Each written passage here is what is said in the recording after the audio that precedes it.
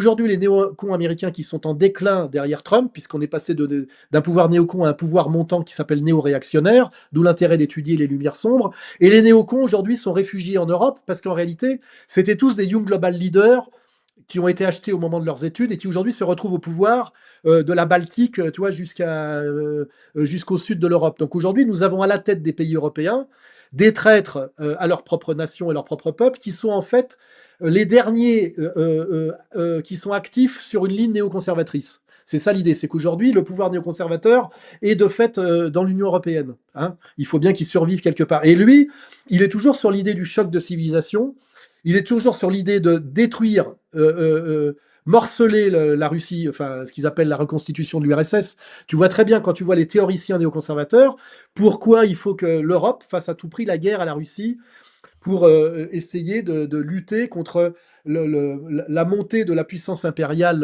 russe due à 20 ans de pouvoir de Poutine. Je rappelle que c'est parce que Poutine a réussi à contourner la démocratie que la Russie est redevenue une puissance. Ça veut dire que la démocratie, c'est ce qui empêche, c'est le mode de gouvernement qui empêche un pays de redevenir ce qu'il avait été ou ce qu'il aimerait être. Tu vois, tout ça est un message profondément antidémocratique. C'est pour ça qu'aujourd'hui, tout le monde rigole quand on entend parler de...